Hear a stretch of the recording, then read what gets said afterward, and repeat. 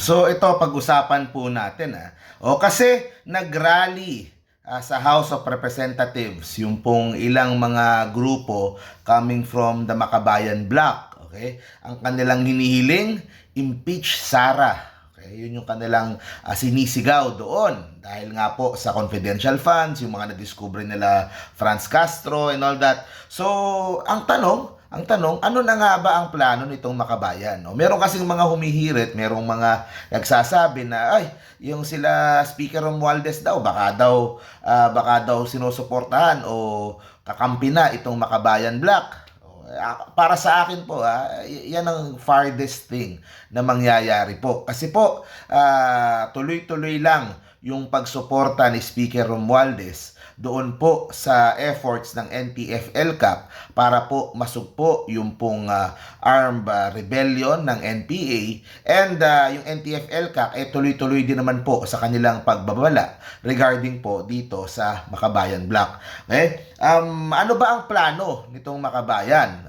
Kasi mukhang pinaplano nila na makabalik yung kanilang original na mga party list na natanggal. Syempre gusto din nilang ma-re-elect yung po mga existing nilang mga congressman, mga party list, 'di ba? At meron din silang nilalatag na ilan to? 8 1 2 3 4 5 6 7 8 9 10 sampung mga kandidato sa pagkasenador ang ilalaban po na. Diyan din ako medyo nagtataka kasi sa party list nga medyo nahihirapan na sila yung pa kayang tatakbong senador. So hindi ko din magets ba't ang dami.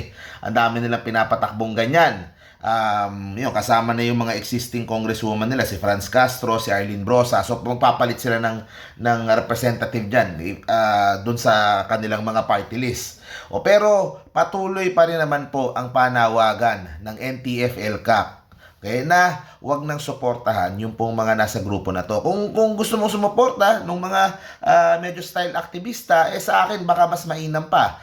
Tingnan na lang, tingnan yung grupo nila Calyodi, yung PLM, nandiyan si Calyodi, sila Luke Espiritu, and of course,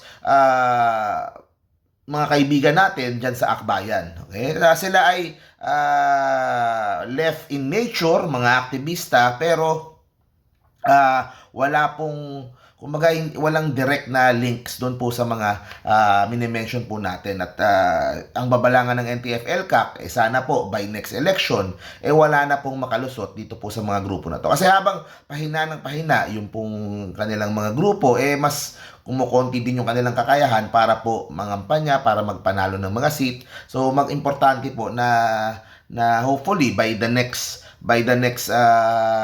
2025 na elections hindi na po makalusot yung mga party list po nitong grupo na to. Okay, so hindi ako naniniwala dun sa pinaparatang ng mga iba na kumaga nakikipagtulungan yung pong gobyerno dito sa mga grupo na to. Hindi, malabo kasi po kay Speaker Romualdez din nanggaling mismo yung pong malaking pondo na ginagamit ngayon ng NTF-ELCAC para po tuluyan ng matigil yung pong threat ng NPA, para po mas ma-inform yung mga tao regarding po sa mga threat ng mga grupo na ito. Okay, so ito, merong isang statement dati, a few years ago, coming from Alma Gabin. Okay?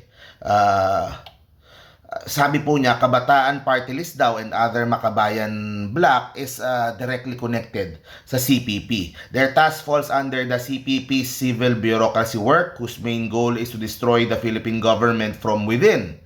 Yun po yung kanyang warning nitong si Alma. Specifically by proposing appropriate House bills in favor to CPP program, accessing congressional funds budget to fund CPP programs both in the cities and the countryside, and alliance work and organizing of non-Makabayan congressman and staff. Yun po yung according to Alma Gabin.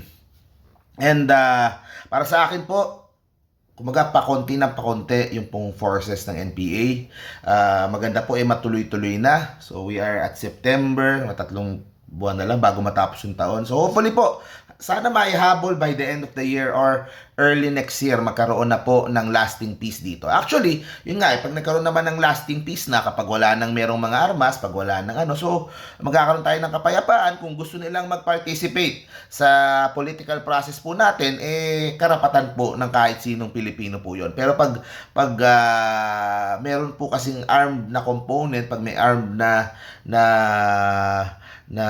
ginagawa pong pagre-rebelde, doon po nagkakaroon ng problema. Pilipino laban sa Pilipino, and of course, mga sarili po nating mga tropa, yung pong napapahamak. So, hopefully, mas maging matuto na po tayo, and nakikita ko naman sa mga comments na intindihan ng mga tao.